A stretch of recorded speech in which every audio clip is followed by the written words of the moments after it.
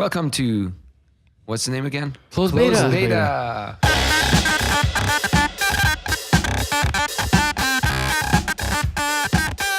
I'm Nima. I'm Remy. I'm Joe. I'm Remy.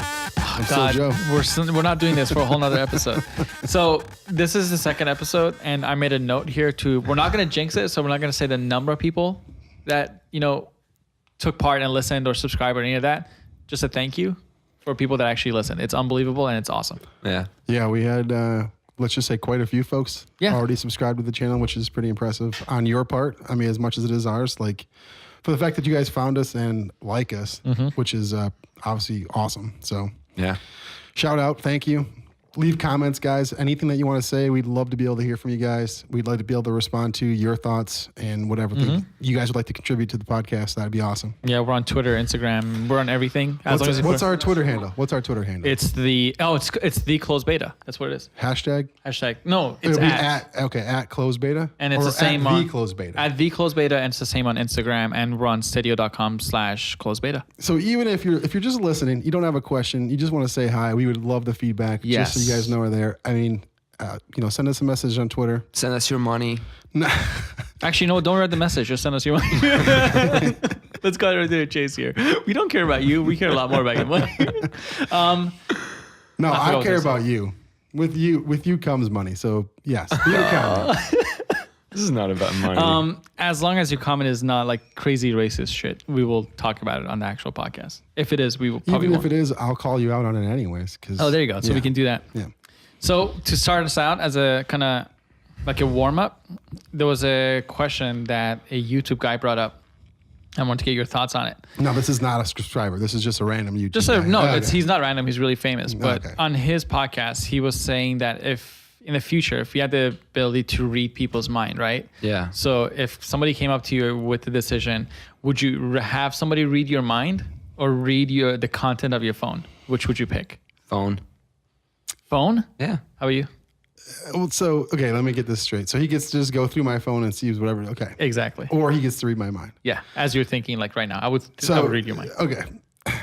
For his own safety, I think the phone would be easier for him. Yeah. Because if he was to read my mind, he'd be like, this dude's crazy. See, I feel like like everyone else. Yeah, for me, it's the reverse. No, I don't. Because I forget shit all the time. I don't remember everything I've done. But your phone has a record of everything you've done everywhere you've been. If someone can look at your mind and be able to see everything, not just what you're thinking at the moment, then phone is better for me. But if it's just like second by second. Yeah, if we're talking about like Spock, and he's gonna put my hand and get my entire life. Yeah, yeah. Like I honestly would feel bad for anybody who had to do that to me. Like, there's a lot of feelings, emotions, everything that just you'd be like, you'd be scared. You'd be scared.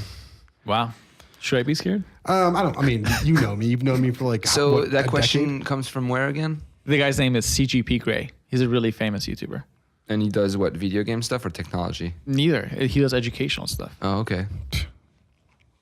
What kind of podcast are we recording right now? But his podcast is just chat, and that's one of the things that he brought up in just regular discussion. I mean, I don't think it's out of the realm of, our followers, our subscribers, our listeners probably need to get to know us better. So I don't think it's a bad question. I'm Remy. I'm Joe. I'm still the same person I introduced in the beginning, so I'm going to cut this off. I'm not going to play your stupid game. So to get to the gaming thing, is there any gaming updates, news, anything that happened last week? Well, 2 weeks. It's been 2 weeks. It was the 12th that we did the last one? I think so. 12 we launched the last one, but we probably did it on Saturday, I thought. So maybe it was the 11th. Anyways, well, if... I guess people aren't listening to this live, I suppose. Nope. Tuesday, the 24th is when Overwatch actually launches. So if you're not paying attention to the outside of the, Mike and Ike boxes and the hot tamales boxes, or you're at Times Square. Did you guys see the statue in Times Square? No. For Overwatch? Dude, Google it. Yeah, there's like a 18-foot tall statue of Tracer in Times Square that Blizzard put up there. Oh, wow, like huge. Yeah. They're marketing this big time, right? Oh, yeah. And then, and I was going to say, if you're not paying attention at Taco Bell when you're buying your large drinks, but they built like a full-size action figure. I thought it was Times Square. Maybe it was in Hollywood. Either way, but they are doing a lot of it. Yeah. So 24th, Overwatch launches, I feel like there's going to be a lot of people that are going to be logged on, and I'm actually a little bit scared that maybe we didn't stress test the servers enough for how big people are going to be logging onto this thing. So You think so? at first I was like, yeah, no problem at all. But now that I see the sheer size of the people that are trying to play. Didn't you, what is your website going to do? Which website? Oh, it doesn't do anything. It was more or less a test just to do my. Yeah, but people are going to go to it now, right? People are already going to it. So imagine how many people are going to it when the game comes out. I don't want to think about it because it's a half a website. I literally just built it for SEO purposes to see how well I can do SEO and you can do it well. search engine optimization. Thank you. Yeah, you're Thank welcome. You're welcome. I was falling asleep here. he made a website for Overwatch just while he was at work, and apparently it's getting crazy number of viewers. How did you do it? Well, so in all honesty, What's the name of it? it's owstrats.com. Strats. STRATS. Strats. But the thing is like I built it a year ago. I did all the SEO for it. The website is functional. It works, but it's just not up to date. It doesn't. It looks really nice, actually. Did you do it just in anticipation for the game? Yeah. Well, what I wanted to do though was kind of get ahead of the curve as far as the site goes. Wait, you did all this Yeah. for the characters and everything? Yeah. So Let me see. This is really nice. Like he has a section yeah. for each one of the characters. And it's probably getting super views already then. You're getting it's averaging like about 2,000 unique visitors a week right now. Yeah. and you're using your newly acquired knowledge on SEO for this? I wouldn't say it's newly acquired. I would You've say been working on that for a while? I didn't know that. That's It's cool. been accumulated over the last 9 years. It's okay. just stuck up there. So you're in SEO, like, you know your What's- stuff. You know what's scary? I'm glad that you asked that. No, I don't feel like I know 1/10 of probably what I should know. I probably know more than The average guy, yeah.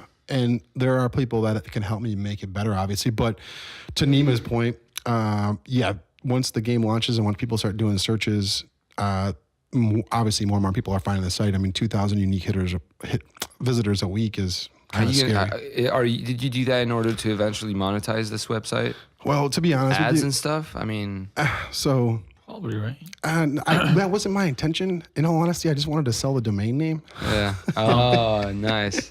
But what does strats mean? Strategies. Yeah. Like Overwatch okay. strategies. So I just truncated it down to OW strats. Yeah. Like I know in Counter-Strike, they will say they like call out strats. Like somebody should call out a strategy for this round. So Yeah. I assume they probably do the same thing in Overwatch or League of Well, you Legends played and it all with this. me. Well, we didn't have strategies. But Yeah. dude, this is not a half a website. This is a website. This is a good website. And each character's got his own Yeah. thing. Well, all the characters aren't even up there. Either way, You have map info in here? some map info. Like, dude. You want to hear the scary part? What? This probably took me 2 hours. You work a lot more That's efficiently great, than I dude. do. Well, I think I have a process in place as far as how I put together a website relatively quickly. But anyways, This is so awesome. yeah, no. So I don't think I'm going to do anything with it. To be honest with you, I might change my mind. I might jump on that train and start filling it out. But Yeah. Either way, I it's would. there. It exists. The point is, the game comes out on Tuesday, so be excited for that. I'm really excited. So on the way here, he showed me what Blizzard's doing is Joe showed me when I said he, for people who don't know, they're doing short films for each one of the characters as introductories. Like 8 to 10 minutes. And these are insanely Really good, good. like Pixar level quality entertainment. Like the one that he showed me today was for the two Chinese or Japanese brothers that are the Dragon Brothers, as they're known. And I'm wondering, why isn't Blizzard just making a movie? Like, I'm not even sure for Overwatch, yeah, but just well, period. I'm sure they're doing it. No, I think they want to do cartoons. They want to do like Saturday morning cartoons. They want to get that youth. Yeah, they want to get the 7-year-olds to 13-year-olds hooked into their game before they even turn to a teenager. It's the quality of the stuff. Even the old World of Warcraft videos were insanely good. Yeah. But now that I'm watching this is because every company usually when they want to do, let's say, an ad or an intro video for their game, they outsource it. Yeah. It's actually just a few companies that do it. But now they have it in house. Well, Blizzard's been always doing it in house. Like they have in-house music too, right? Like it's Depending. composer and then on the outside they Yeah, record. because like when I saw them do, it was the first BlizzCon I went to, which I believe is the second BlizzCon overall. I saw the LA Philharmonic. Okay. They came in with like the full 127 piece orchestra. And then I saw the UCLA men's and women's choir come in. Yeah. And they did all of the music live for us at the convention. So just to see, first of all, 126 piece orchestra, like that is insane in itself. But then like they dressed all the choir members up in like, think of like a monk robe, had the hoods pulled over so you couldn't tell if it was male or female. And then they just had light shining up from the ground up. So it looked spooky as hell. And they literally just sang live all the in-game music. So For Warcraft? yeah. And the funny part is when you get there, the composer comes out, or the director. What do you call the guy who's leading the orchestra? Maestro. Yeah, the guy with the little sticks. Yeah. Dun, dun, dun, dun. Anyways, he turns around. He says to the crowd, "Hey, look, this isn't going to be a normal opera. This isn't a normal symphony. Like, if you listen to something that you like, we want you guys to cheer. We want you guys to participate. We want you guys to be part of the action. Like, don't just sit here and watch us. Like, be part of the show."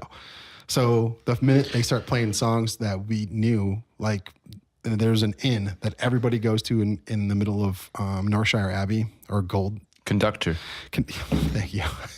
Northshire app. It's a zone within the game. Okay.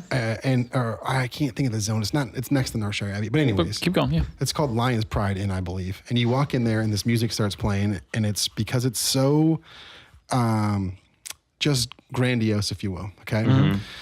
And the thing that's different about World of Warcraft and a lot of other games, every time you walk into a new zone, every time you walk into a new building, it's different music that plays. So it's not just the same mundane Mario do. It's different every time you walk into a building. So you walk into this inn and there's literally hundreds of people there. They're doing the same thing that you're doing, and the music starts to play and you're like, oh, this is okay, I get it. So the orchestra fires it up, and of course the crowd just goes ballistic because it's like, hey, we all know this. We all know exactly where this is in the game. Like, I live that on a daily basis. So again, you just... How many people are listening? Goosebumps. Like how probably many people 4,000 were to 5,000. It was in an auditorium in San Diego. In Anaheim, at the Anaheim Convention Center. They have like a big, orchestra pit, like right, kind of like outside of it. And everybody just filed in, and it was honestly, to this day, I keep trying to get you to go and see it. It's called Video Games Live. These guys tour all over the world. They do music I thought it was part of the BlizzCon. No, well, it is part of BlizzCon. Well, Video Games Live is a separate thing. Yeah, so that's when you asked if they outsource it. They do outsource their music, because I know there's like Turkish composers that do the music for Diablo 3 and all that stuff as well too. So I don't know if they did it in-house. I don't know if they have an in-house. I'm sure they do small stuff in-house, but they probably do most of it outsourced to bigger orchestras. And So to change the subject a little bit, sure. Go. I'm reading here that Microsoft just announced that it would support cross-network play between its latest gaming console and other platforms. They open it up basically. They Like, said it's open. about time they They did say it's that, open on our end. right? Whoever else wants to tap into it, they can. Right. So that's all So I'm they're saying, making it so that maybe, PlayStation, the Sony guys they're gonna have to like maybe tailor their stuff so it works with. So that's smart from Microsoft then. Yeah, technically it's been possible for a while. Yeah. Sounds like it. Basically, Microsoft made the last move of saying, hey, it's completely open now, but it's more of a PR move. They're basically saying, here, we're completely open. And they even mentioned PlayStation in the name, saying, hey, the ball's in your court. And obviously, PlayStation replied back saying, hey, we've been making cross-platform games with PC. So now they're going to be like, well, no, we're going to do it my way. No, we're going to do it my way. And then it's never going to happen. Like Great. the game Good job, guys. that's really famous for it is Rocket League. Rocket League, PC can play with PlayStation, and I think PC cannot play with Xbox. But the three of them cannot be in the same. That makes no sense because I thought Microsoft was closer to the PC world than Sony is. So they basically, with the new architecture for game consoles that we have, Xbox and PS4, the underlying architecture, it's identical to an actual PC. So building for it, it's very easy. Right, makes sense. But what they've been doing so far is that once they start building the game and developing it, they've kind of been closing it off. As far as the network goes, they've been doing tests on their own infrastructure as the connectivity and all that shit. But now, as long as the developers aren't being lazy and they do what's best for the customer, they can finally have the support of PlayStation and Microsoft to open it up so they can talk to each other. There's no reason in this day and age for 2016 for games that are basic, that are not competitive level, that one technology might be overpowering the other one. They should all be cross-platform. Yeah. Like I think WoW, that's a perfect example, should be coming out on more. There's no way. Why? Because It's too big. no, every character has 36 buttons to press. How are you gonna do that on a Button controller? combinations. Dude, I play Elite Dude. Dangerous. I played on a joystick that has like 40 buttons, right? So everything's Anyways, available for listen, me. I'm not going to get in this argument with you. You have a We should. joystick that's 40 buttons. Yeah. That's awesome. You So- know you can turn that into a MIDI instrument, right? No, I did not. You can use the buttons and trigger sounds and stuff. Are you But sure? Same as the keyboard that you're using right now. I gotta try it. Anyways. So what I'm saying is that I play with something that has 40 buttons, right? My buddy plays the same exact game with an Xbox controller. So he just does button combinations and he plays the game better than I do. I don't know. I just can't wrap my head around paying $600 every 2 years when Microsoft wants to release a new console. It just you can't upgrade it. It doesn't work the way that you want it to. And then on top of all that, like I mentioned in the last podcast, you still have to pay to be a monthly subscriber. It just doesn't make any sense to me. For me, that's the worst part. Everything else I'm okay with. I'm okay with having lesser quality hardware as long as it's truncated because I don't have that much time to play putting into games anymore. I'm not saying that you do or you don't. And I think a lot of the gaming industry itself is turning into more cell phone apps, iPad apps, because much like, where Remy has 3 minutes to play a game, Luminosity probably fits you just well. Or for me, Clash Royale fits me just well because I can play a game in 3 minutes and I'm done with it. Yeah. I mean, I love the controller feel though. I wish my phone was like, You can. I can get a thing, yeah. But then I just care about playing Battlefield at the I moment. agree. Dude, me too. I can't wait. Like you're talking about companies switching over to making mobile shit from now on, focus. Square Enix was insanely famous for making games forever. They made Final Fantasy, Thief, Tomb Raider. They said the main focus from now on is going to be mobile. Okay. Obviously, they're going to keep making. So one of the biggest disappointments for me, and we ran into this about a month ago when you and I were playing The Division together. Yeah. In I think it was the CES show or one of the shows where they showed the kid in the tablet. Oh, yeah.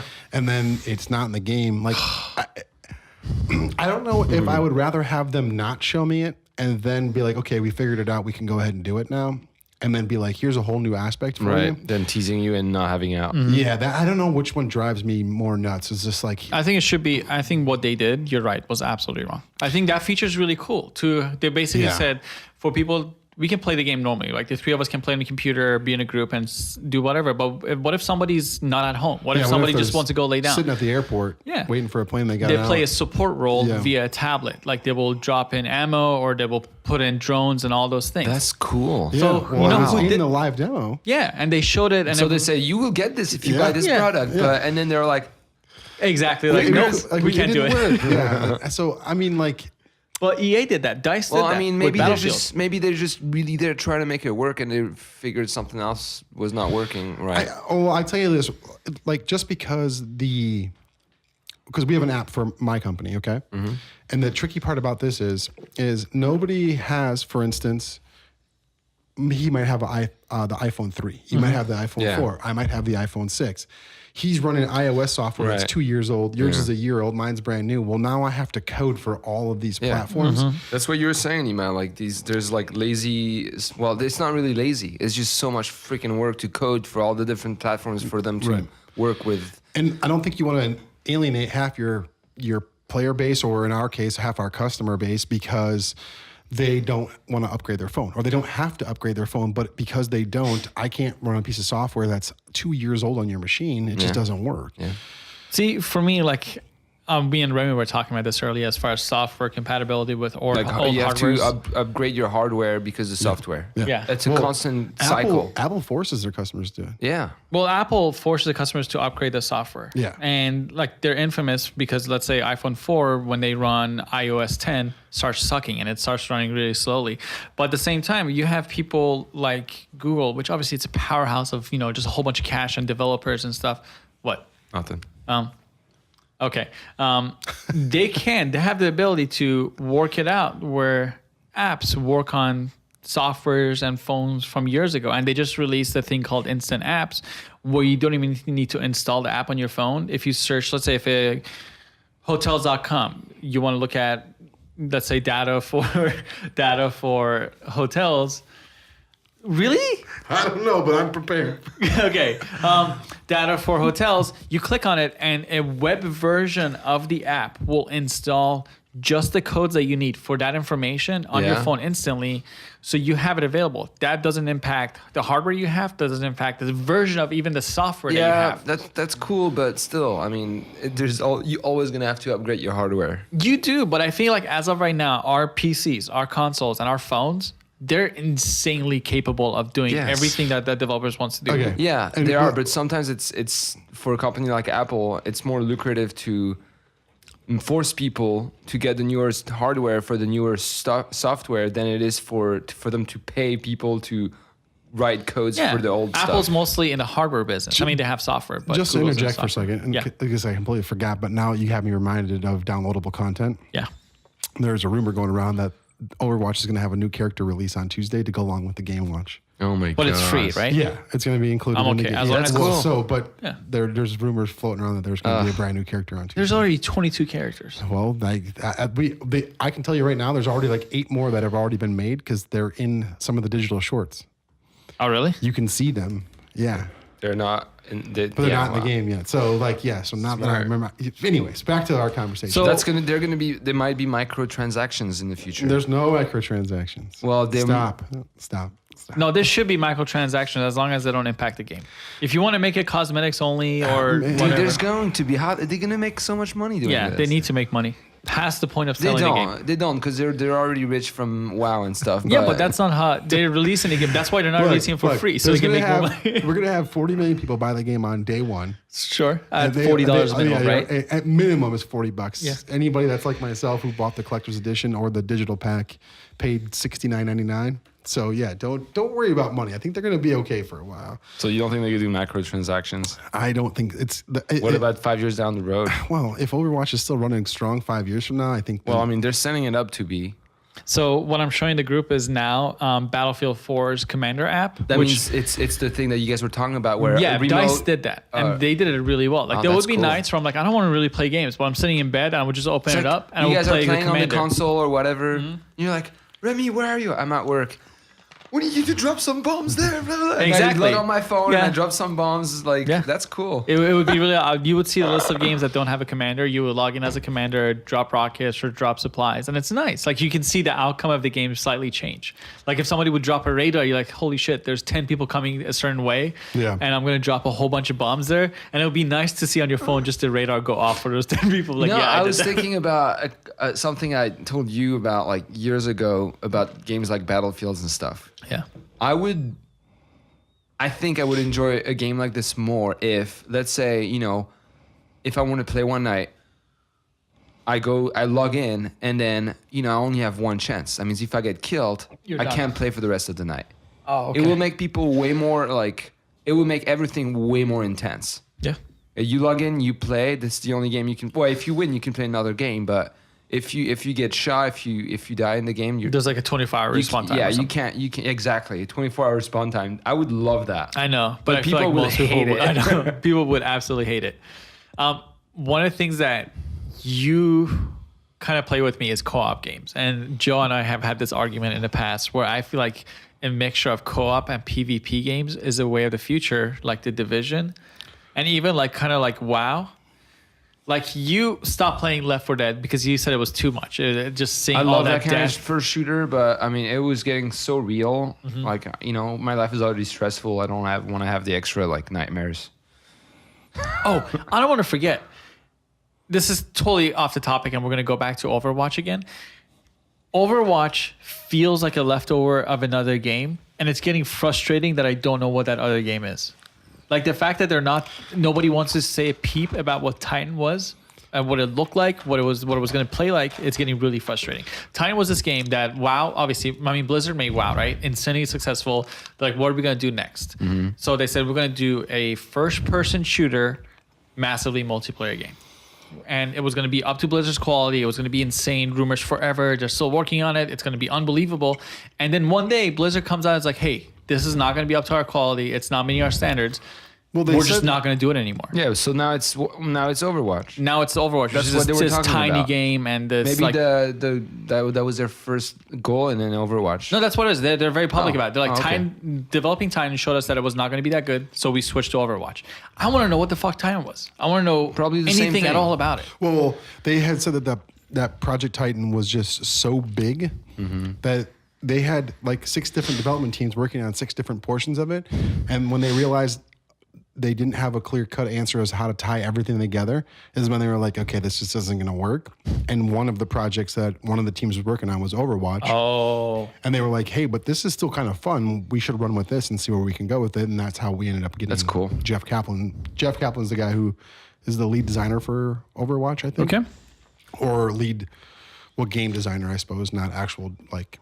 But anyways, I want to learn more about a game like Uncharted, which is coming out here. What is that about? What is so big about this game right now? Is it the way it looks, the way it plays, a little bit of everything? Uncharted, I would say the biggest thing about Uncharted is who makes it. Naughty Dog, which is a studio, if I'm not mistaken, they're owned by Sony or they work really exclusively with Sony. So they do PlayStation. Because that game games. is only on PS. Yeah. So the quality that they make their games. Remy? PlayStation. I was waiting for someone. The quality of the games they make is unbelievably well. I think they made Crash Bandicoot like ages ago. Oh, Crash. But their new games, which is Uncharted and The Last of Us. Crash Bandicoot, I thought was Activision. No, I think it's them because it's in their game. They Yeah, actually it's put it in. Activision, though. I remember the screen at the beginning. I think. Is it? So maybe Activision There's released a it. But running joke about how Heroes of the Storm is Blizzard's MOBA. yeah. And they're putting in characters to Heroes of the Storm from all of their franchises. And there's a joke about how we could get Crash Bandicoot in there. Well, it could be. I think Naughty Dog developed it. I think. Maybe. So what I'm trying to say is that they make. I think they make good multiplayer. Like the multiplayer portion of the game, I hear it's a lot of fun, but everybody plays it because it's single player. It's unbelievably just plain good. Like you playing it, you have a lot of fun. It's an amazing story. But there's a whole group of us, including Joe, that simply just watch other people play Naughty Dog games because it's a movie that's unraveling in front of you. Yeah, but does that mean that everybody plays the game differently? No. Yeah, The it's- single player game is the same game. Then why? It's just really good. Like the opening for The Last of Us, hugely emotional. You just like this opening of this movie just kicks you in the ass, and then the whole movie, the whole game plays after that. That's what I'm saying. Those games are just really long animated movie where they prompt you to press some buttons once in a while. It's bullshit. No. Do you remember when you were a kid, there was those books where you could choose your own adventure? Right. That's literally what these games are turned into. Okay, so there is more options than what I think it is right now. Yes and no. I think all roads lead to the same place. Correct. Okay, I just don't like when, I'm on a ledge. I'm the guy, I'm the character, I'm on a ledge.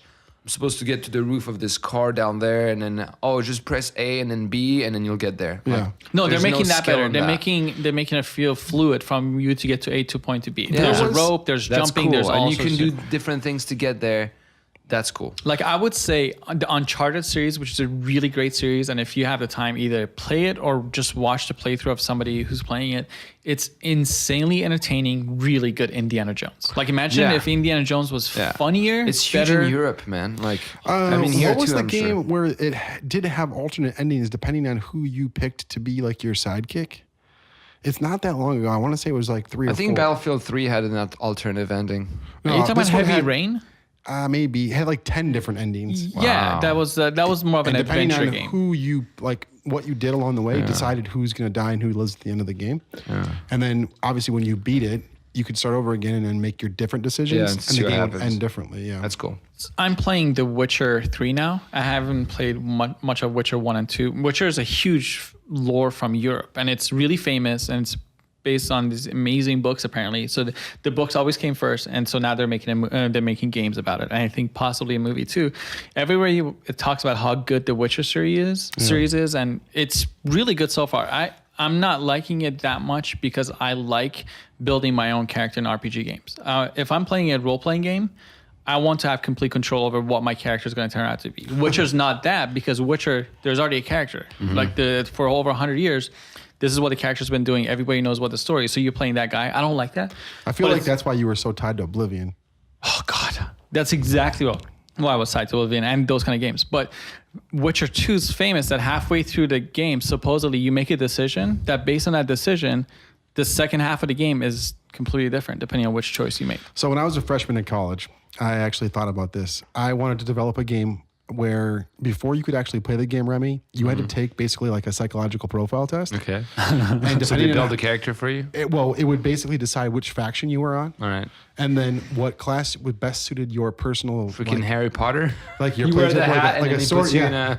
That would be sick, actually. So, but you know, obviously, when you want people to play your game, you want them to just play. So, like, Right. I would hate to have somebody fill out psychological protest or like the profile test, and then always end up with the same thing because this guy's, you know, a freaking psycho, or it'd be very difficult to balance both sides. Where unless you had There's, abundance of are they players. doing that so that they can tailor the experience to make the customer like the game more?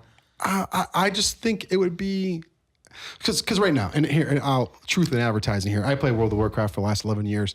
I have a female human mage. Obviously, I'm not female. Is she hot? Well, I mean, it's a cartoon character. They're all drawn that They're way. all It's like- attractive and yeah, but like I have the ability to be a Tauren, a Draenei, a gnome, anything. That's great. Yeah, and I choose to play a human because you know that's how tiny my brain is. And then So it's relatable to you, right? Is that why you do it, or do you care about the lore that it's a human and the things that humans can do versus gnomes and stuff? that might be part of it. I mean, there are definitely things for me like. I think my favorite character in all of the Warcraft lore is an orc, believe it or not. Okay. But I just like the way the female human looks. Okay. And I like the way all of her clothes look on her. So for me, I'm just like, here, I'll play Does it this. make you feel pretty? No, I mean, I never got into that. But the fact of the matter is like, I wonder if I actually had to take a psychological profile test, like what class and race would best fit me. So They don't offer that already? no, they don't. So I thought it would always be funny. It would be like, and then I say funny in the weird way, like where maybe you don't know as much about yourself as you think you do. Oh, sure. Like subconsciously, you're just like, who the fuck is this guy? Like, how did I end up here? Who am I? Yeah, and if you just answer the questions honestly, like, okay, here you go. Like, But let's part of see that where- decision is, let's say if you, in the days that you were playing the game for a long time, you have to look at that character for 8 hours. Like you want it to be something that's not like, you know, like, oh, this orc's hideous. So yeah, you pick a female human or something like Okay, that. so to tailor onto that, Yeah. I wanted to make the game more emotional for people that are playing. I wanted to have like a built-in hidden timeline for your character, where when you hit X number of days played, your character would die. Oh yeah. And like, so for me, and for a lot of people who have been playing the game for 11 So you years, make it like a frame, like you have to accomplish whatever you want to accomplish in the game within. well, but you don't know your character's timeline. So let's say the minute you start your character, the dice rolls and says, okay, Right. he's going to live, we're going to say equivalent of 61 years. Right. And 61 years in game would be Yeah. equivalent to like, let's just say 61 days played. Right. So you don't know when your timeline's going to come. Yeah. You could have been playing the game for 3 years and you've accomplished so much with this character. And then one day you log in and your character's dead. Yeah. That would be aggravating to yeah. every player. So, but here's what I would want to do, just to make it so you don't lose your progress of what you've done. You're going to have basically a child. Oh, Your surname would carry on, and then any attributes or keys that you've unlocked along the way would be passed on from father to child. And then I want to have what they would call one piece of like artifact gear, where you could pass on that one sword or that hammer to your child. That's really cool, dude. so I want to say something, but it all depends on you answering this question. Are you ever going to play Red Dead Redemption?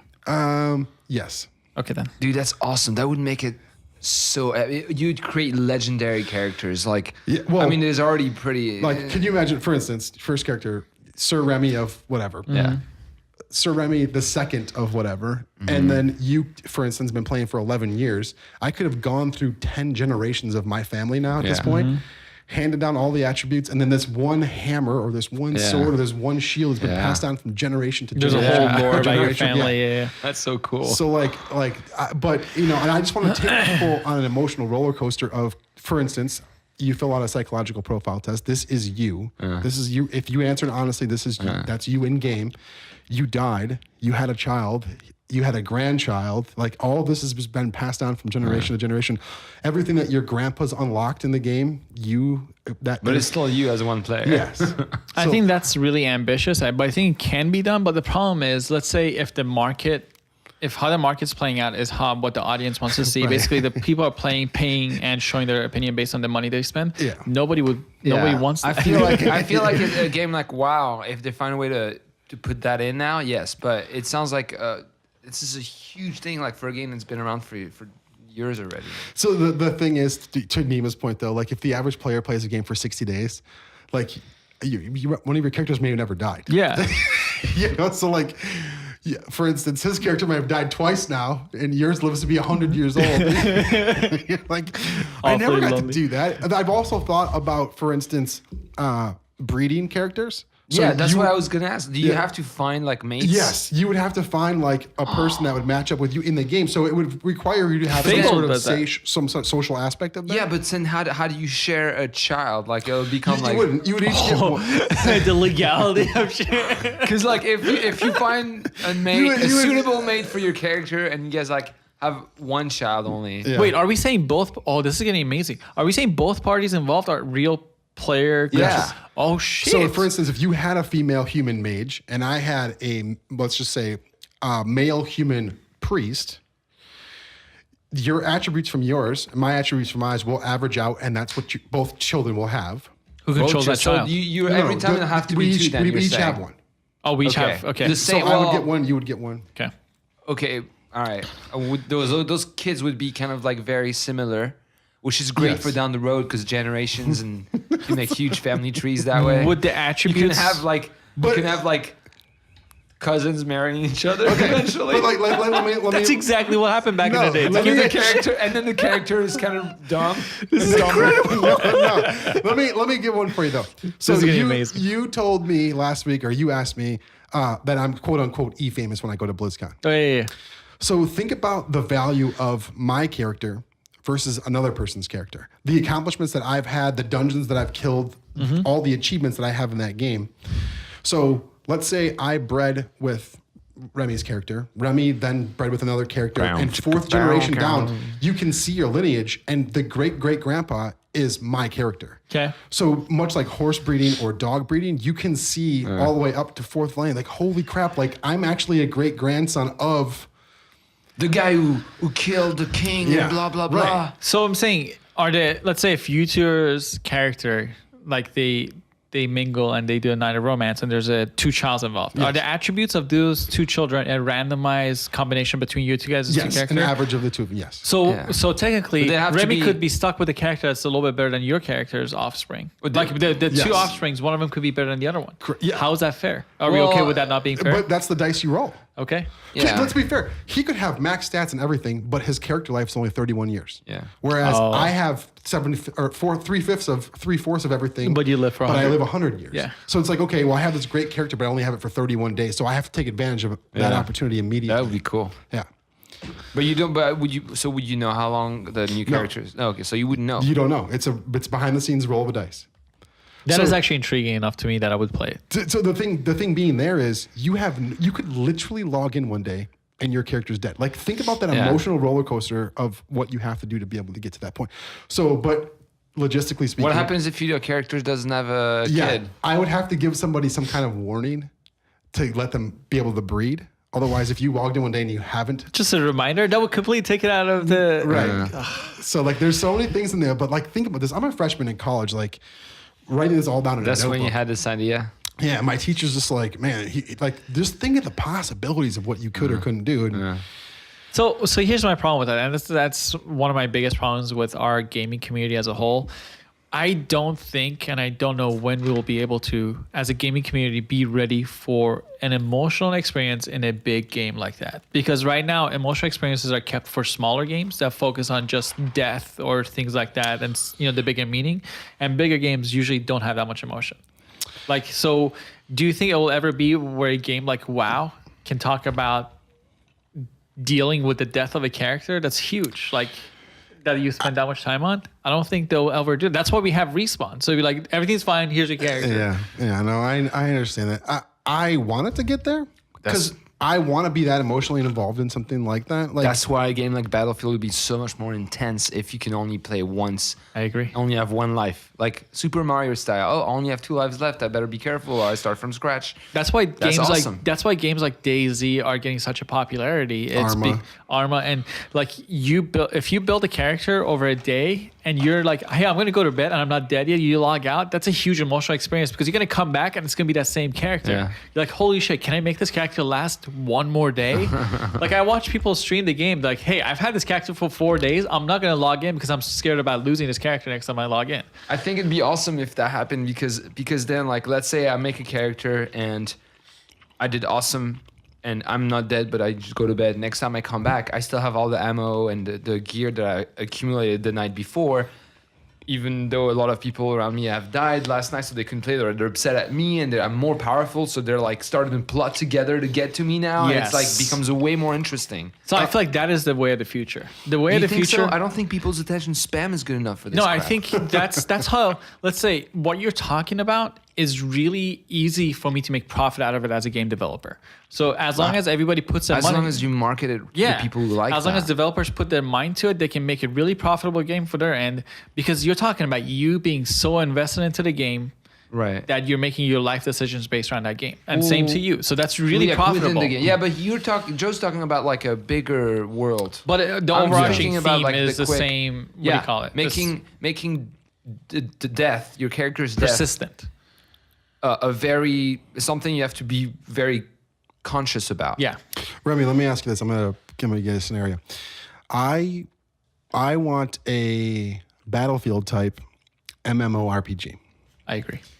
Okay, MMO again, it's massive multiplayer so online. I don't want it to limit to 36 people per server. Yeah. I want it to be much like World of Warcraft where if there are 1,000 people on the server at a time, so be it. You just need a huge map, right? Right. Well, even then, so for instance, let's just use scale. Yeah. Planet Side 2 has that, I think. We'll use Europe as an example. And as long as we built the map to scale, and it literally took me 10 minutes to run across a mile. Right. Yeah. Okay. That makes it real right there. Mm-hmm. Right. So, and we can fast track with vehicles if you want. I don't have any problems with that. But what I would like to do is see some sort of system where, much like World of Warcraft, where I can promote myself in the game for level 1 to 60, or now 1 to 110. I want a leveling system within the game, and I want a voting system based on peer groups. Voting system? To vote on what? To promote you within the game, from private to lieutenant to captain to so colonel. like, okay, like other players are like, this guy's really good at leading attacks. Yeah. Or this guy's really good at defending our fort. Yeah. And then you're voted to be a that. sniper with 110 kills. And Confirmed then kills. what would that status give you? More power as a character or Prestige. Prestige, yeah. So, people love prestige. Yeah. So yeah, for that makes instance, sense. I'm logging in on a random Sunday morning at 6 a.m. and I want to play a few games. And all of a sudden I see, for instance, a 3-star Remy next to me who's got 176 confirmed sniper kills. All of a sudden, my emotional level, my confidence goes through the freaking roof. Because you're friends with like that guy. Literally one of the greatest snipers in the server is on our team right now. So how? Okay, I love that. How would it start? As in you play for like a few hours one day and you come back 2-3 days later. When you log in, your character wakes up in the base camp where you left off last time. Yeah. Because if you're like in Germany and trying to conquer Spain, for example, if it takes you 10 minutes to run a mile as a character, or like a few hours via or planes and stuff like that, helicopter drop. That's awesome. But then let's say you guys you're the attack lieutenant, like people are like waiting for your like, let's go guys. Yeah. You guys like, all right, we're going to take the plane and for like a day we're going to travel this way and we're going to meet with this other group. Like you plan an attack for weeks. Yeah. And you could die during those few weeks. What happens then? Because you're don't dead and you're done. You have to start from scratch No. and join the liberation or whatever. So you're saying respawn still has the same character? Yeah, still has the same effect. When you die, you just run back to your body. I don't have any problems with that at all. Now, if you die, like if you die like 50 miles from your base camp, would you spawn your base camp? You have to find a way back, or So there could be two choices there. One, yes, we spawn you at your base, you run back to your body. There's no penalty. Or, for instance, we pay a penalty. whatever it may be, and then you can just spawn back where your body is again. Okay. I think the point being is I want the community to be involved enough where when I see a good player, much like when we're in Overwatch, the game ends, I can vote on the 4 players that are there. I want you to be able to be voted on by your peer group. Now, I get that there's going to be trolls in the game, and I get that you're going to have a cluster of 12 guys who are going to vote for each other. And, you know, there's always going to be the one-offs in this scenario. I don't have any problems with that. But that makes it more interesting because then that makes it like bad pockets within teams. Yeah. And then it's the responsibility of the rest of the team to like kick them out. The community is going to police itself. Yeah, that's So cool. I think that's interesting. Let me do this. What if there was, like, for instance, an achievement for the longest sniper shot? Right. And Remy has the achievement. You can just log in and see there's a medal right next to his name that says Longest shot. 1,500 yards away. Dude, I would love to see that. Just in a game like DayZ, I would love to log in and see a stat that says Remy's gotten a sniper kill that's a mile long, or Remy's been alive for 6 days. If you're one of the chiefs, you're like, oh, okay, I need you there because this guy we're waiting on, we need you to kill him. He's really far away, so we can start with the attack. Blah blah blah. So you if can you wanted to strategize go- awesomely with that. If you can see the people's credentials, or oh, he's really good at that. He's really good at that. You That's can make an awesome. attack mission an assassination mission because all of a sudden you have a really good sniper that can just deal. Or what about this? Let's say I don't have the sniper skills that Remy Okay. does. Obviously, he's the best sniper on the server, but I have the best recon skills. So I'm going to go out there on my own. I'm going to stealth around. And by just targeting where people are, you can earn achievement points for, there's a whole troop of people over here. There's a platoon right here. They have 2 Jeeps. They have 2 tanks. And I'm just hiding in the bushes 50 yards away. And I can get achievement points for doing recon missions and not getting caught. That's great. Yeah. So, like, I would love to have something like that where you're not only competing to just level up a character, and by leveling up, you can unlock different things like, you know, Battlefield does, where you can Gear, put armor yeah, siding on your tanks, or you can put stim drones or whatever the fuck it may be. What if because you know I like respawning is cool. Yeah. Maybe not respawning where your body is because I don't think that's fair. But if you either you spawn far away in your base as like a new fresh recruit, or if you know you level up every day, you don't die for days on end, and then you like you get a super like you play one night, you get, oh yes, I achieved this. Then you die that same night, you should not get that achievement. No. I want the recognition to be shown. Right. So, for instance, in World of Warcraft, I've died 1 billion times. Like, it literally tracks how many times I've died, and I can't even tell you how many times I've died. But the minute I kill a boss, I get the achievement for killing that boss. Everybody can log in and see. That's cool, but what I'm saying is like if you go kill a boss, like okay, I accomplished my mission, I killed this guy. Now I need to go back to base so I can log off. No, Because then I killed this guy, then you go kamikaze on everybody else, then you die, and that's not smart, and you should not. I keep think you that guys might be achievement. talking about different things. yeah, There's yeah. because you getting a sniper kill that's, let's say, 2 miles long. That's a skill based on just you. Right. Remy, as a player of that character, can make that skill. Sure. That's something that should persist with you, no matter if your characters died how many times or not, because you as a player have been able to get that kill. But the things like you're talking about, like the achievement of doing something crazy, like let's say staying alive for 6 months, 6 days or whatever, that should be something that it's no longer true if you die. Like if you die for 6 days, that recognition should be taken off the server. That, you know, Remy is no longer that person. A point system, I don't have or any. point But, system like, of saying this what's guy to- dies a lot. What's to stop me from just logging in and staying at base? All right, he's been alive for 9 days No, now. because I feel like that. Yeah. If I'm logging into a server and I not- see, let's say Remy's been alive for 9 days, guess what? I'm the type of player Oh, that you're like, gonna hunt people down? I'm like, I have a mission now. I'm Yeah, that but guy. I don't. I'm not. I was not saying that. You know, I get People your shouldn't point. get points for staying because you can stay on base and stay alive for like a month. Yeah. That's not what I'm saying. Yeah. I feel like a game like this would get so much more intense, and people would really like, you know, get in the zone because they know that if they died tonight, it's going to be harder tomorrow to get back to the same spot they are. I'm not saying completely back to zero as a fresh recruit in their team, but something to penalize. I don't think you should take away progress. Penalize, I agree with that. I don't have any problems with that. So if we were to take something away from you, not necessarily the achievement, you earned it. Yeah, okay, sure. And here's the thing. Something else. Yeah. Something let's that makes just- sense. If the longest kill on the on the server is a 900-yard confirmed kill, it doesn't take long for someone to shoot 901. Yeah. Right. Because that's what they're going to be aiming for. Yeah. And at some point in time, 1,500 yards is going to be like, wow, this is just crazy. Like, Yeah. really? But the records are going to be held for longer and longer at that point. So much like, for instance, No Man's Sky, where if I find a planet, I get to name it. Correct. That planet will always be named that. I don't think that should ever be taken away from you. No, I agree. I agree with that. But I love the whole like the Europe map, for example, to scale, kind of as close to scale as they can make it. Then it becomes like, you know, you log it for 1 hour. That hour in the game is like real life. You're not going to get from Germany to Spain in 1 hour. So you have to plan. Yes. That's my... And that whole, like, if the game is to conquer Europe as your team, red or blue or whatever, or I mean, you can put like 3 more colors in there and everybody's goes and it's strategized. Yeah. There's people are going to be great at like looking at maps, be like, they're rolling over from the west side and we have these guys coming on boats here. Oh, that's amazing. I think you guys would find PlanetSide 2 intriguing because it is an MMOFPS. Yeah. It's not up to quality for me, so I've never enjoyed it that much. But it is something like 10, 20, 30,000 people on a server. It is a massive server. And you look at the map, you can see actually where the battle lines are. You're like, you know what? I'm going to go join this battle. So you run up to that one and you try to force your way. Or you can be sneaky and you go all the way around and shit like that.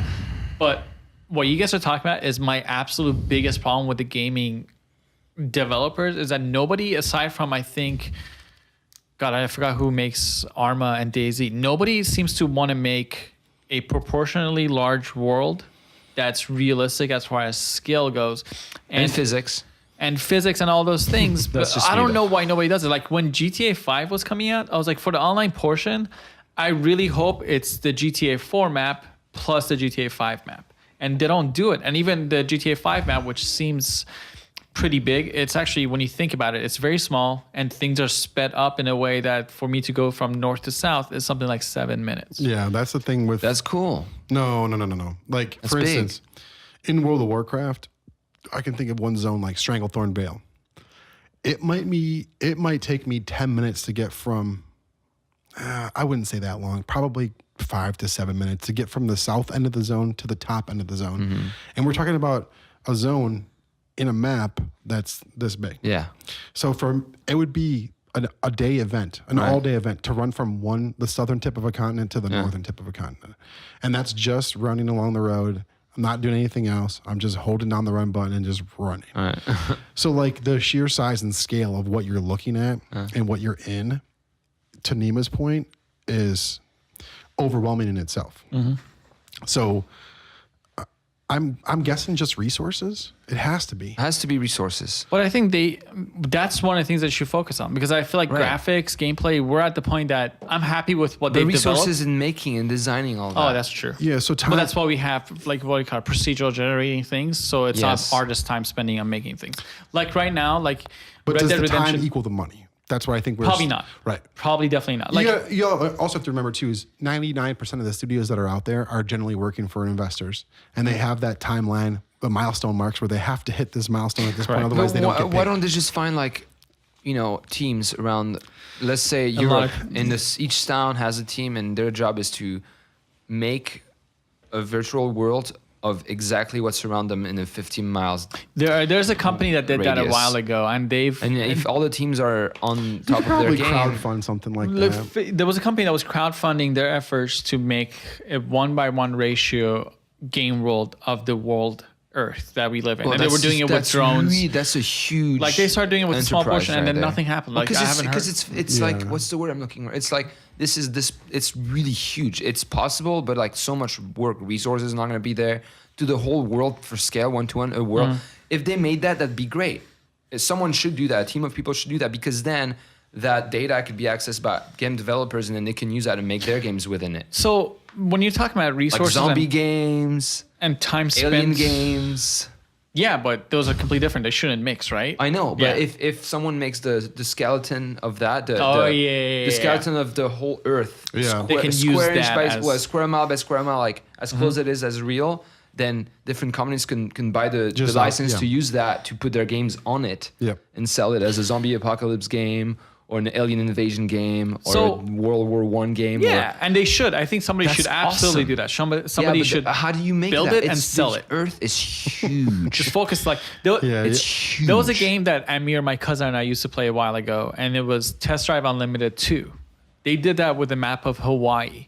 And I can tell you, it was so much fun to 'Cause it's play in the huge. map of 1-2-1? Hawaii. Yeah, 1-2-1, yeah. Like you were driving down roads that were in Hawaii. But one thing I was going to say is the 1-to-1 ratio, which is a huge fantasy of mine, that somebody does it really well in a good enough engine that it's fun to play. But even not that, like let's say for a company like Rockstar, they've built the map of Red Dead. Red Dead Redemption 2 has a great map of Arizona, Texas, North Mexico, shrunk really quickly, but it's gorgeous. It's pretty Southwest. massive. Yeah. And the next Red Dead that's coming out, the map was leaked and it is literally the area right next to it. So it is. Oh, nice. So they're going to be joining them. But that's my thing. Knowing Rockstar, they have yet to do that. So I imagine they won't do that. So what's the problem? You've already built this world. So why not just add it right next to it? Maybe they're waiting for a game down the road, like the third or fourth installment, because they're trying to develop this story now, and then when they have this story, they can merge the two, and you can travel everywhere. Maybe they're trying to turn into a huge WoW eventually. You're right. I think they should. Like I play Elder Scrolls, which is Oblivion, Skyrim. Like Skyrim is a region in the Elder Scrolls world. Oblivion was a different region. I forgot what it was called. And Morrowind was the game before that. It was a different region. Like these regions are literally separated by a mountain. My problem is if I bought Skyrim and let's say if I already owned Oblivion and I finished it, why can't I just cross that mountain and go into Oblivion? Like why is that? It's frustrating to me. Yeah. That's interesting. How long have we been going so far? Let's take a break for a second. We have been going 45-ish minutes. Yeah, let's take a break. We're almost at an hour. Let's take a break. And as anybody who's listening that might have some money, just imagine this is where your endorsement would go. About this, when we come back, I want to talk about like some smart idea about investing in that. I just had a great idea. Yeah. See you later, guys.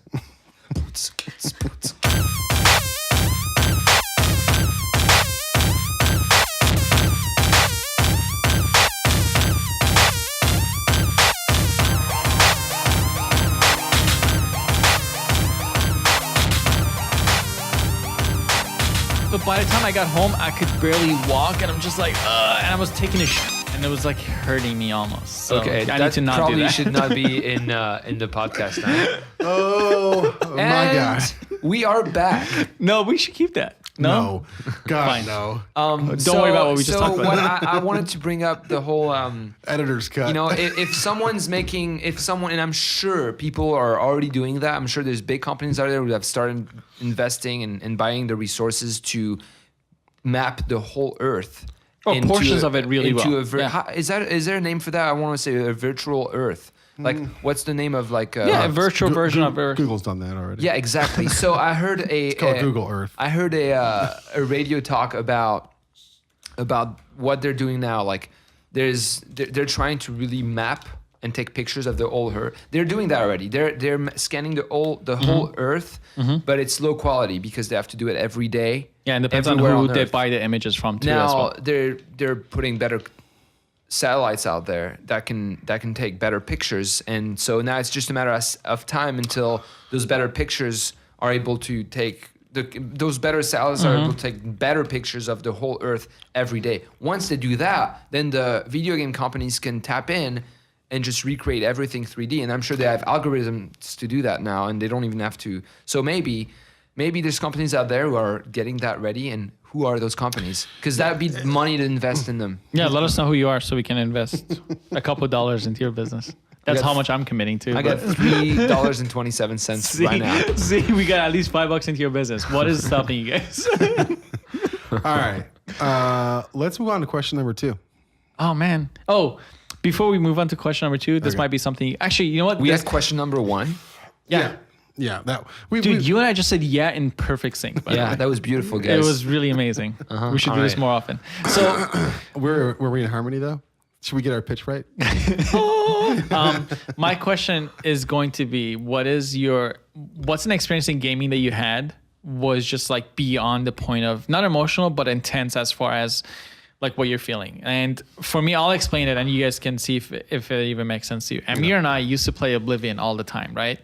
And it was a game that I heard about. I told him to play and we used to hang out way too often. So I would go to his house in the morning. He would... dick. No, we were teenagers and we would waste our lives doing that shit. I would go to his house in the morning. He would play on Oblivion and I would watch him play Oblivion. And it would be like 6 hours later. All right, I'm going to go home now.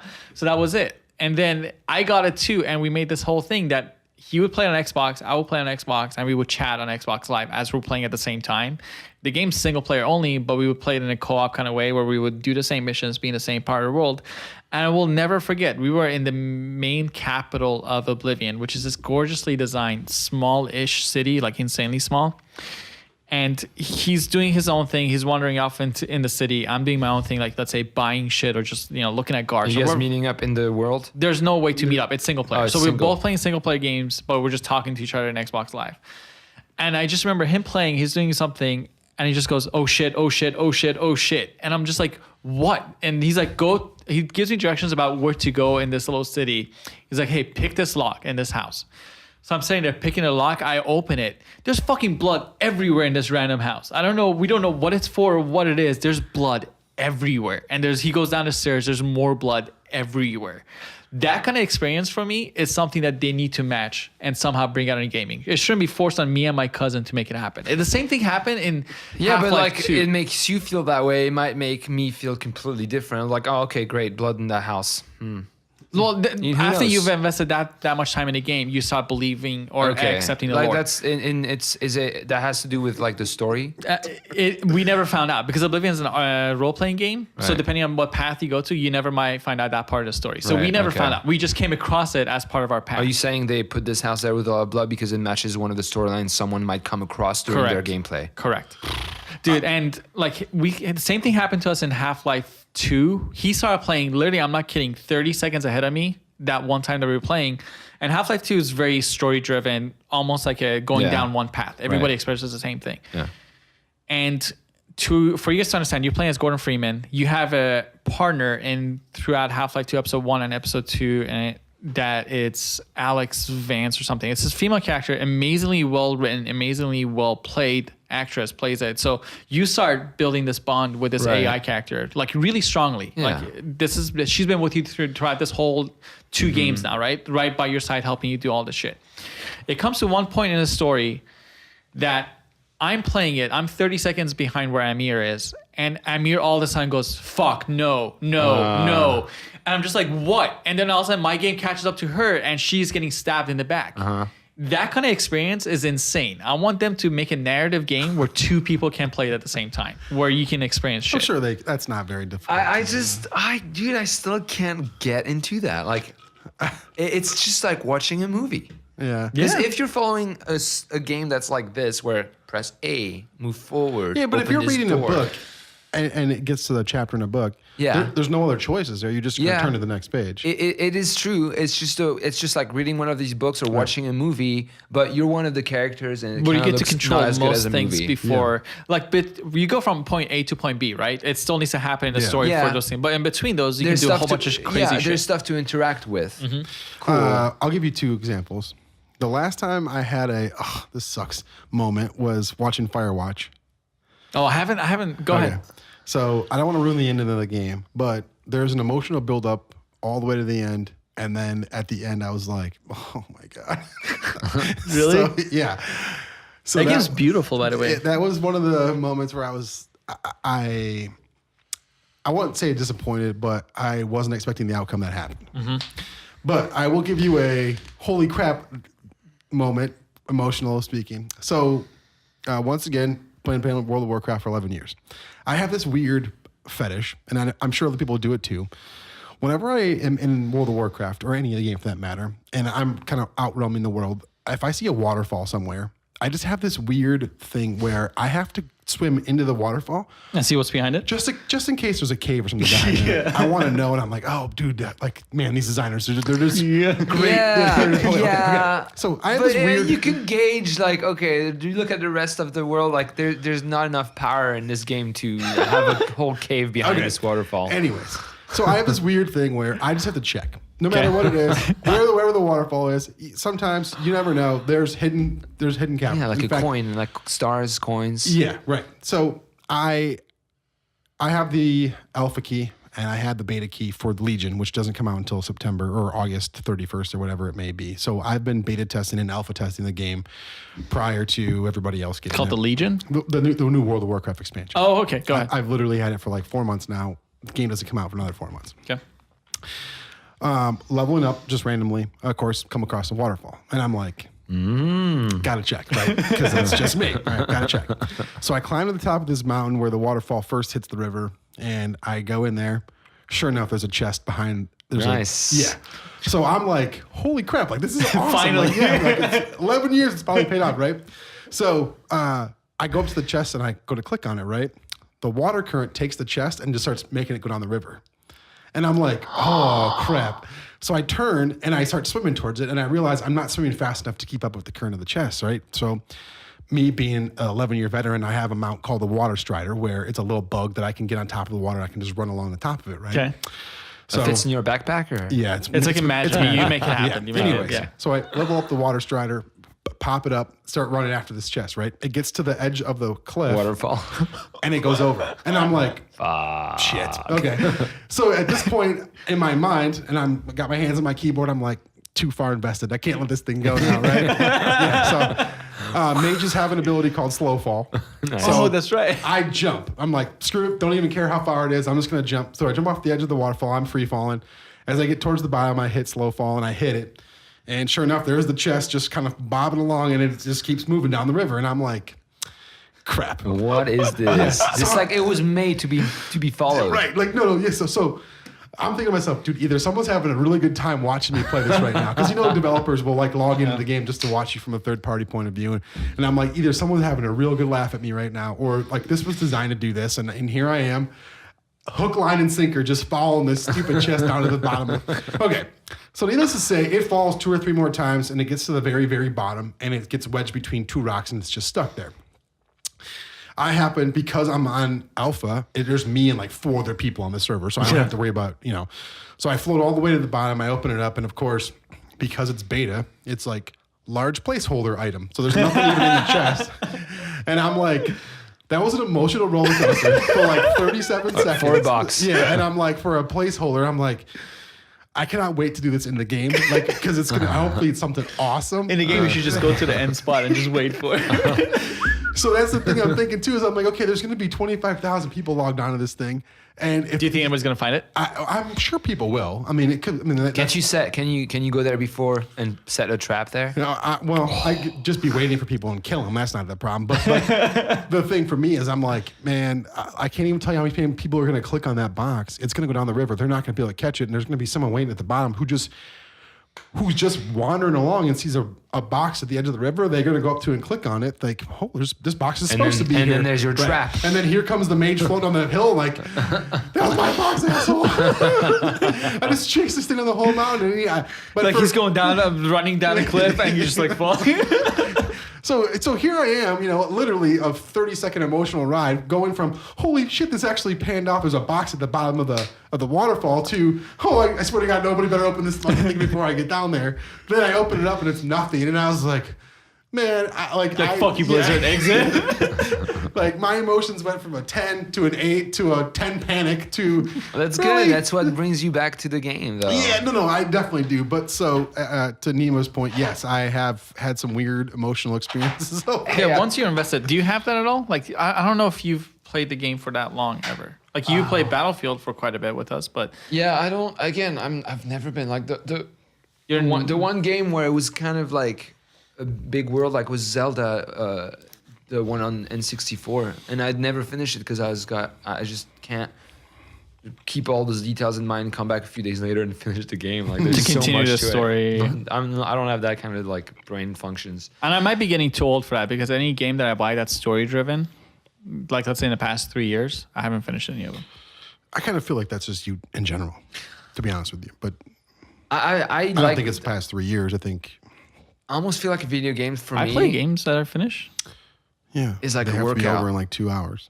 No, Red Dead Redemption was like a 30-hour ignored. game. Huh?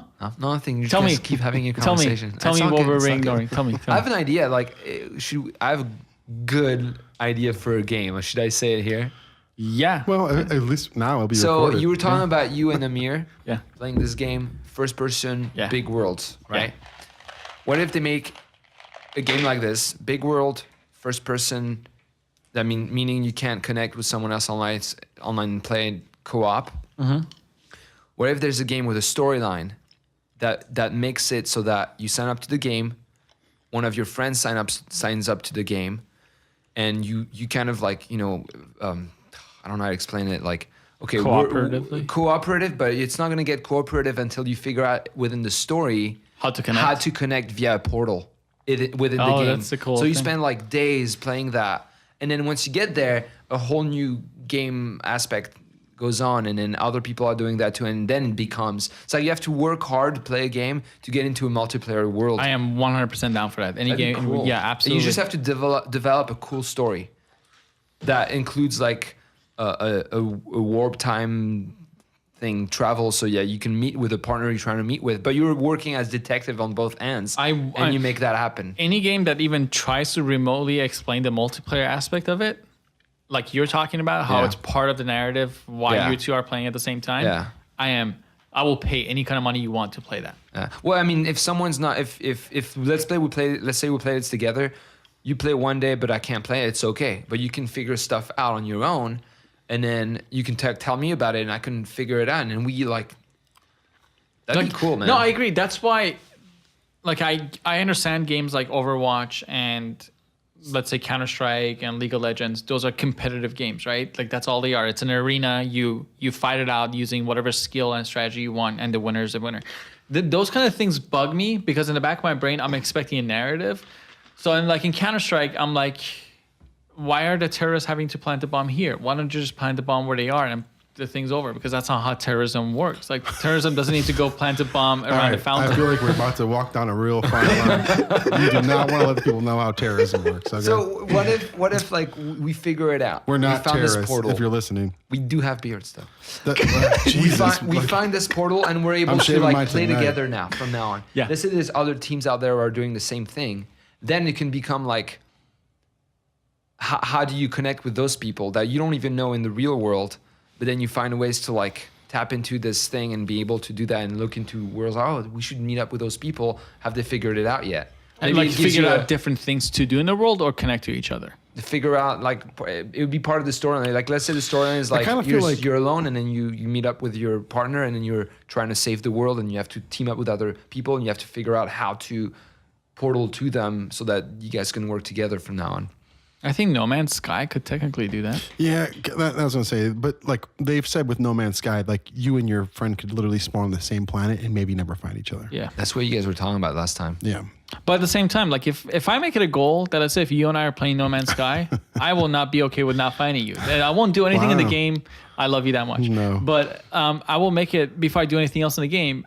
Well, let me just tell you. Let me find Joe. I'm gonna shoot first, and then we'll figure out if it's you afterwards. Like that's really cool. Like Oops, sorry. Respawn 800 miles away. that's actually one of the reasons I love, and it's the game that I always go back to is Elite Dangerous. It's basically like No Man's Sky with the real universe as far as what we know about it, right? Isn't that what No Man's Sky is? No Man's Sky is not like there's no Earth in No Man's Sky. Like it's a procedurally generated universe from the beginning. It's cartoony. It's things like that. Elite Dangerous is Don't based. judge. Don't judge. No cartoon. It's a visual is cartoony, but Don't Elite judge. Dangerous it's visually real. It has somewhat real physics, and it's supposed to be based on real things. So you never get out of your cockpit to shoot somebody else. Whoa. Like the things that you do, That you doesn't can sound fun. you can't do. I mean, what would I do when I find you? Wait, is that game you're in the spaceship the whole time then? Yeah, you're in a spaceship the whole time. So your character, you're commander of a spaceship. So basically, you are that spaceship. What I love about it is finding a cool galaxy or The finding a cool SS Yellow planet. submarine. I'm Commander Stadio. Of course you are. I was Commander Persian. I'm Persian in most things. I'm Persian in real life. I was to say, in most things or in everything, you're Persian. In most games, my name is Persian. Are you super patriotic? No, I just can't think of better names. That's a good, another good topic. Do you have a handle that you use in all your video games? Yeah. Do you? Mono stereo. Okay, and how did you come up with that? Oh, That was my first band in high school, and I just stole the name for myself. Oh, really? Yeah. I didn't know this. See, there we go. Boom. This is perfect. So Monasterio? Mono de Stereo. Mono de Stereo. Okay, so that's your handle you use for everything. I use it for most things that are related to me making art or doing fun things like this. Like your online personality. Yeah, it's has like always been my Mono de alter Stereo. ego, I guess. Yeah. In all honesty, I've had about 5, and I've finally settled on the one that I have right now. So currently I use Fahrenheit for just about everything, and Fahrenheit with a PH, not with an F. And if you want to check it out, Fahrenheit.com does exist. You can see my character on there. Nice. It is another That's website. wow. Another website I built. Yeah. But anyways, before that, I was using Below Zero. What was that before? What did you have before that? I had a priest named Kuka, which is just I remember Kuka. which is a nickname that I got from a friend. And then before that, I had I had a priest that was named White Angel. Yeah, I remember that too. And there was a spell in the game where when you die, you become this angel, and it basically gives you another 10 or 15 seconds to heal everybody else around you. And I thought it was the coolest That's spell, cool, like man. kind of like a redemption spell, right? Yeah. The problem is, I was using it for a little bit of time, and everyone thought I was racist. Why? Because the white, Because of White the Angel. name, yeah. So, and what's even funnier is to shorten it while we're raiding and while we're playing, people would just call me White.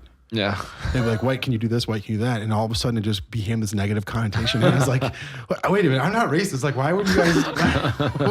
So I had to change it, but it was, it was too funny. So I've probably changed it about 4 or 5 times now, and I finally landed on. And now everything that I do is Fahrenheit.com or just Fahrenheit. So how do you do that? How do you come up with a name?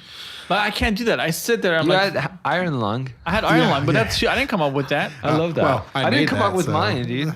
I just asked my friends So, from high school so if I can could somebody use else it. make another name aside from Sheldon for me that I can use in games? What's wrong with Iron Lung? Sheldon's great. Who made Iron Lung for you? Because Lung Iron is Lung, great. it was either you or Phil. It was one of you two. And Phil, you met. Phil was the guy who in the theater who you offended that girl that he brought. Anyway, Just to be clear, Was Phil? wait, just to be fair and to be clear here, I offend everyone that I meet. I know. It's just a matter of whether or not you can tolerate my offensiveness. When you can get through that gray area, I'll be your best friend after that. I don't even know if he was offended based on what you said, which I don't think he was. I think he was mostly offended that you made him realize how gullible that girl was that he brought out. Like snap. I think that's he was just like, come on, man. That was Phil, our friend. Felice.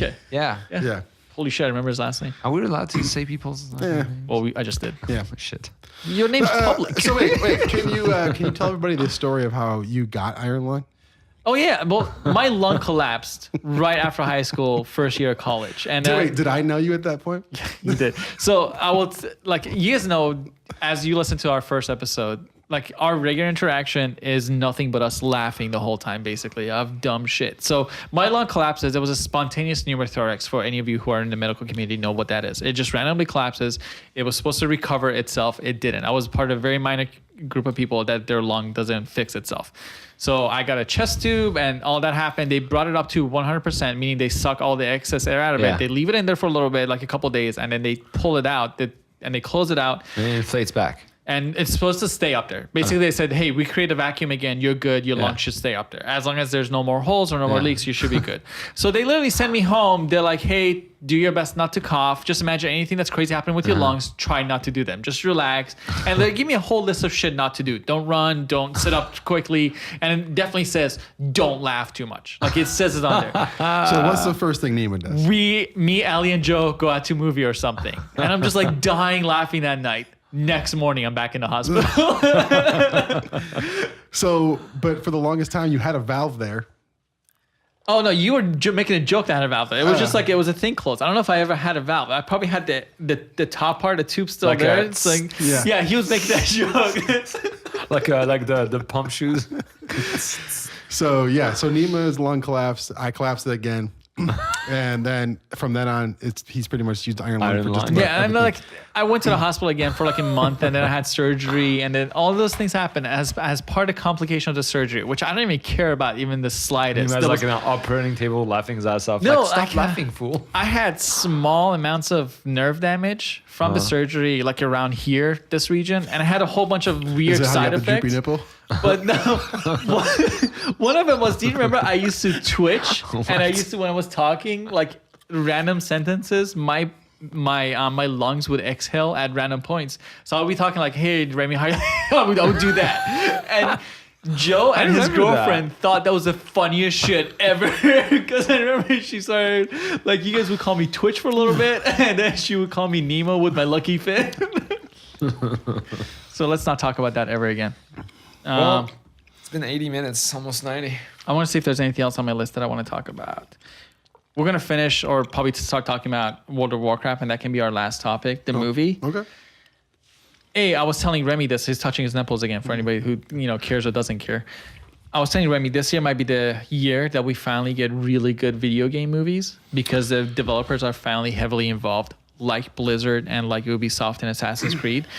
But I just saw a trailer for Warcraft, and Ben Foster's in it. This dude's an insanely good actor. So my theory is he looks like he's playing some sort of a priest character that does magic. Okay. His face and the way they show the trailer, does he turn evil? Does he? Yeah, he does. You're fucking smiling.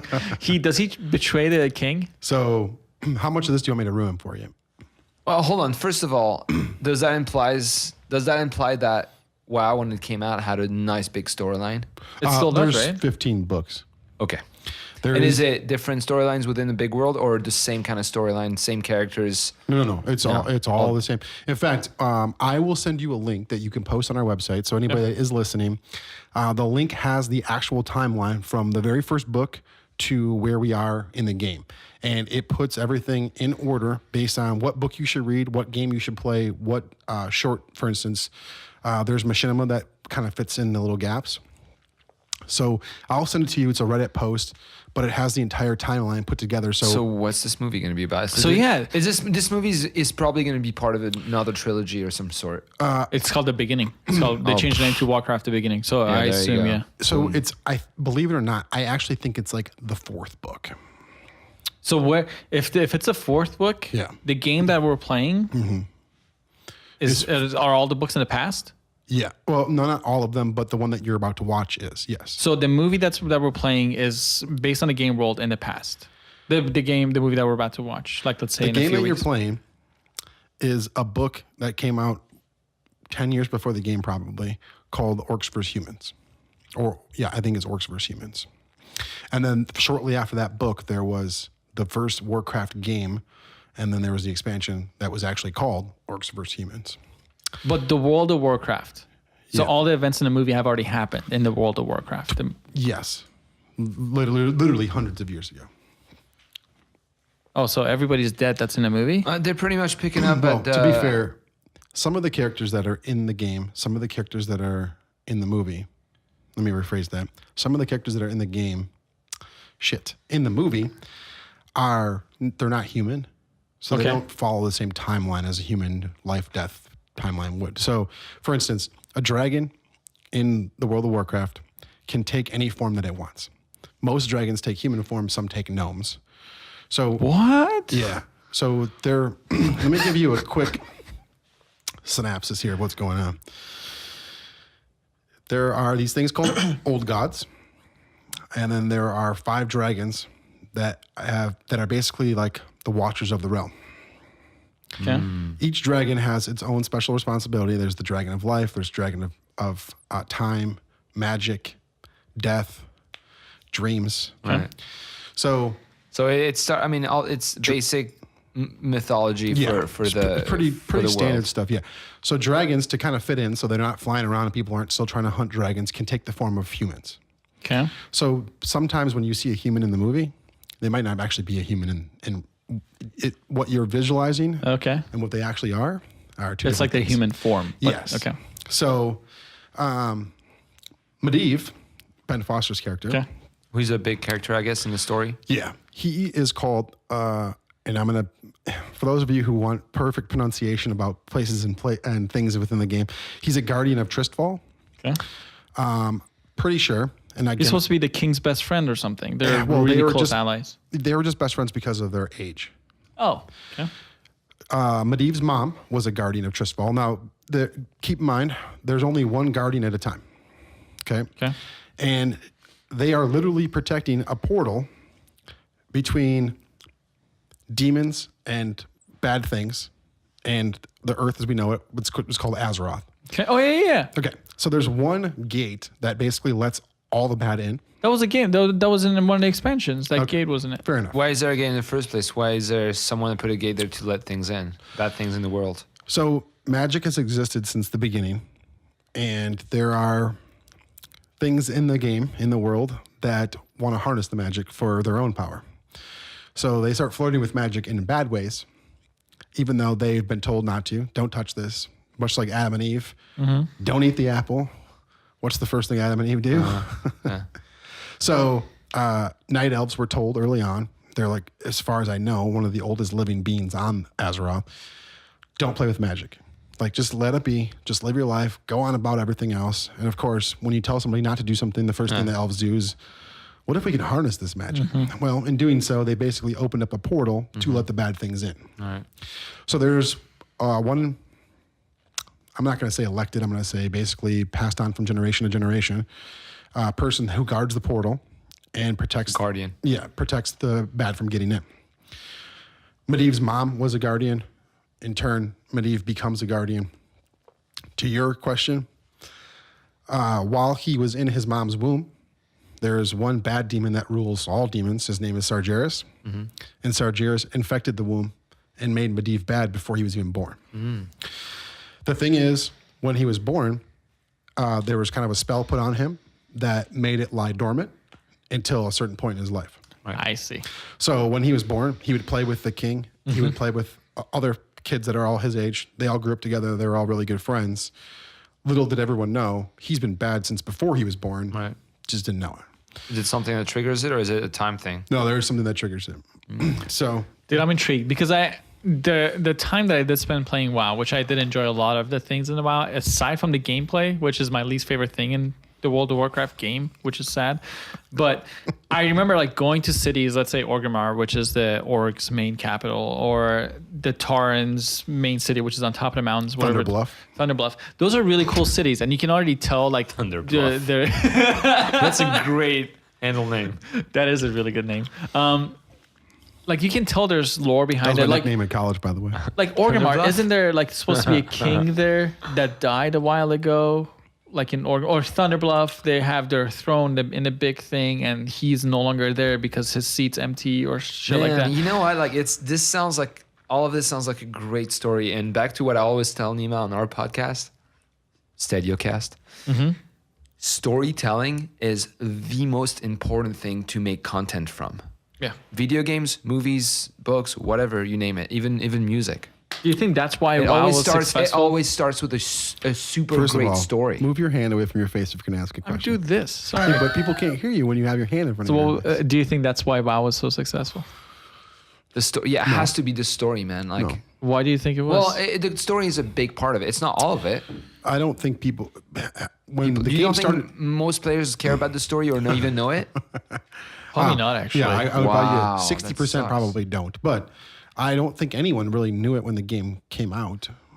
But then let me back up with my question. Then, do you think because the story was so good, it was easier for the people who made the game to make a game Yes. because they had a nice little great framework with a lot of colors to work from? Yeah. Well, you said the story is all coming from one guy, right? Like Yeah. the overall story, Chris Metzen. which is impressive for him to create a world, just like in J.R.R. yeah. Tolkien. What's his name? Tolkien.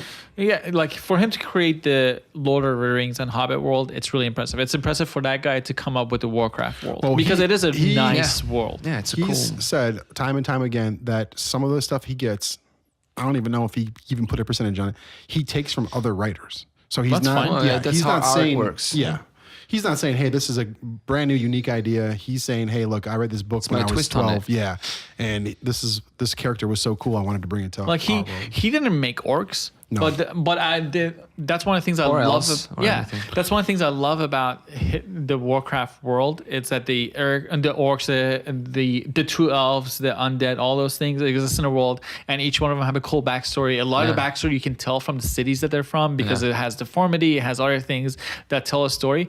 That part is really cool for me. Like, I wish they would make more focus on that, but which I get. For you to make an MMO, you need to build a world, but you can't get in the player's way by shoving a story in their face. Right. You can't do that. They need to do whatever they But need you to need do. a story for reference to build a world. I have a question for you, Joe. Sure. You ever got interested or have played Magic the Gathering? I've played a few times. Because I love that. And that's the only way I was able to get into that aspect of gaming, like strategy and like I just remember play that. battles with friends. You like and that. Ben used to play, and you guys nicely enough tried to get me to be into it, and I just couldn't do it. It's just fun, man. You have energy sources, you have So- like magic instants. It's you like, guys.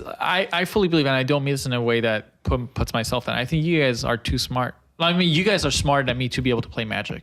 I can't do Magic. There's Well, numbers and there's. it's- You're that's kidding me all right now, right? I different, can man. barely tie my shoes, and you think I'm smarter than you. Dude, I can't do That's that. Like fine. to be able to remember. That's a different kind of smart. That's what I was saying earlier. I don't believe I was smart enough, or I didn't have that part of the brain that I need to finish a game like Zelda on the N64, even though it's smaller compared to the bigger games are out now. Have you No, I heard can't. of Hearthstone? Oh God, you would. Holy shit! Yeah, Hearthstone is Hearthstone? basically Magic the Gathering, but Yeah. Made it's by Blizzard. Blizzard. It's for your phone. You can put it on your phone. Well, Magic the Gathering is made by Wizard. Correct. Is Wizard- Blizzard and Wizard in Wizards of Kahoot? Wizards of the Coast. I just found Yeah. out this week that it's made by Wizard. By the way, I thought that Wizard was of the name the the whole Coast. time. I thought the name of the game was Wizard Magic the Gathering. Magic the Gathering. But it's basically the same thing. Yeah. It's just because It's also cool to hold like a deck of cards in your hand. No, it actually. well, it animates the moves for you. Oh, but so it is Magic the Gathering, just on the but computer. it's all based around again World of Warcraft. Oh, okay. So you pick a character within the game. So in Hearthstone, I'm a mage as well too. And then I have all my cards. You have mana, and then same thing. You're just playing per turn, but it's all. And there's a sequence to what you can Dude, it can he do is in order. hitting gold. Joe's absolutely right. I didn't even put two and two together. He is like the whole deck of Magic the Gathering cards. Yeah. Like I remember Ben and Remy used to go through and be like, I want this card, I want this card, I want this card. Like you would Yeah. pick your cards and you would play that. Yeah, you make a deck with them. That whole experience you can have in Hearthstone, and like I couldn't do it. I imagine Hearthstone was a lot of fun. It has like it makes you feel like your cards are right there on the table. There's animations. Like when you're sitting for the other person's turn, it is really fun to just click around on the board because it makes a clicking sound and makes dust fly up on the board. But you can click on other things. Like you do things like you would It's do in real interactive, life. Yeah. That's cool. But you would love Hearthstone. It's free, if I'm not mistaken. Yep.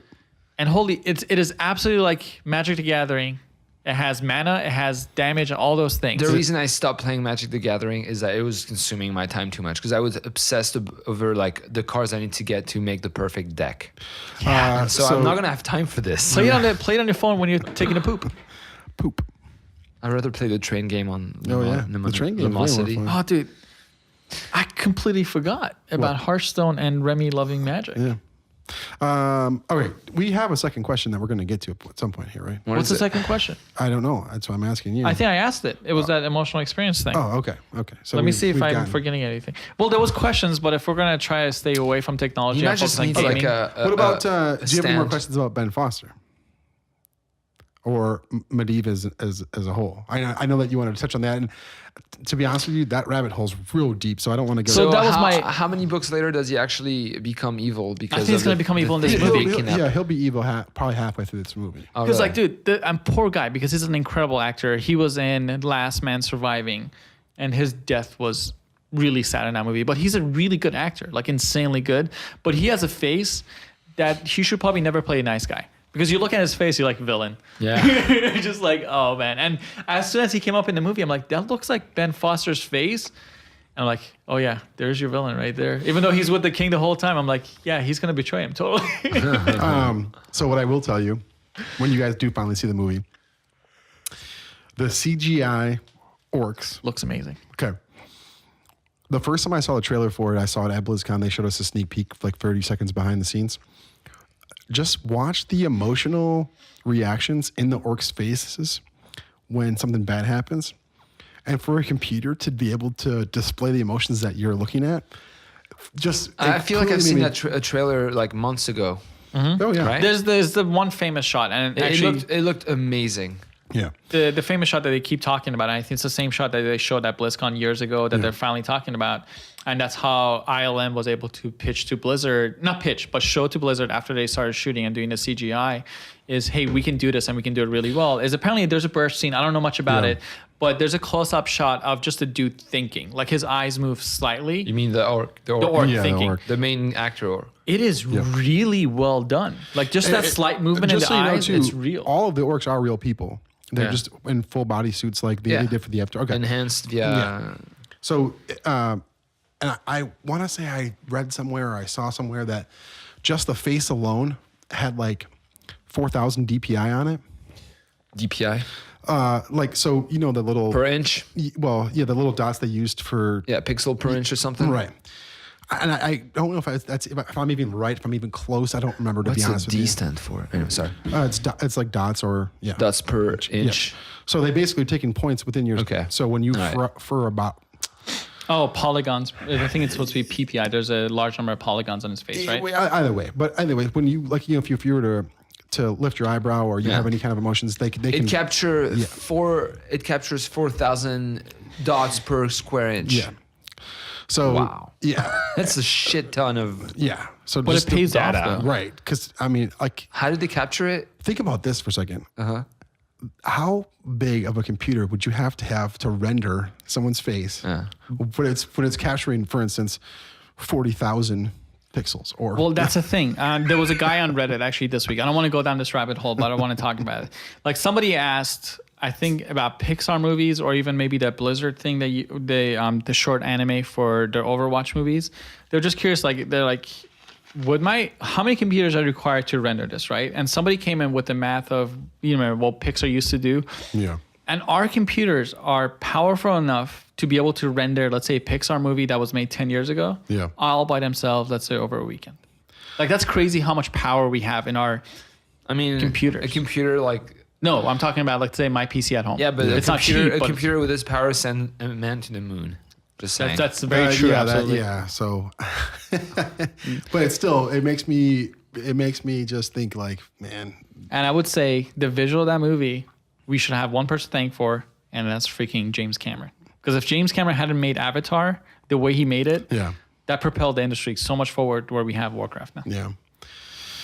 I can't wait. I'm excited. I'm trying my hardest not to set my own expectations in my head because I don't want to be disappointed by the movie. Mm-hmm. And because I really want there to be 2, 3, 4, 5, because there are 15 books. There's a lot of story to tell. We've known about this movie. This movie's been in the making now for like 8 or 9 years. Wow. They went through 3 different directors.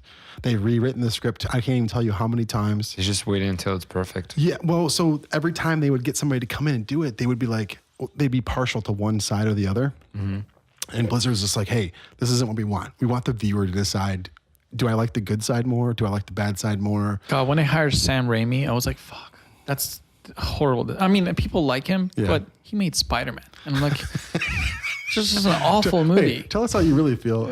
Sorry, Sam Raimi. I'm sure your art is great, but man, Spider-Man 2 and 3 were horrible. So, all right, should we end it? Yeah, we can it's like close up 90 here. minutes. We'll try to figure out other topics. And if for 2 weeks from now, we're going to have a lot more to talk about probably. Yeah. So thank you everybody for listening. Follow, comment, let us know what you think on Twitter, Instagram, iTunes, rate us. Thank you again for the amount of support and Sounds the so listeners. serious, Nima. Yeah, well, this is a serious part of it. I want to open up my heart now. Open up my heart. More Open or your less. heart, Nima. do I Not your need- lung, though, please. Yeah. My lung's fine. Keep the valve closed. We can't have any more incidents. Do you guys have anything to say? Thank you. Thanks, guys. Yeah, I appreciate everyone that's listening. Yeah, me too. Yeah, I was surprised, but that's too. And awesome. here we are. This one's a little bit more serious, but it's fine. I think it's like it. fascinating. Yeah, I don't think we were like, and we're not talking about anything that's too dark or. No, not at all. Yeah. I'm saying like less fart We jokes got, and stuff. I mean, that first hour, we got into some pretty weird stuff. Yeah. I loved it. Like that brainstorming for a possible game was insanely good. All right, so thank you everybody. I'm Nima. Joe. Remy.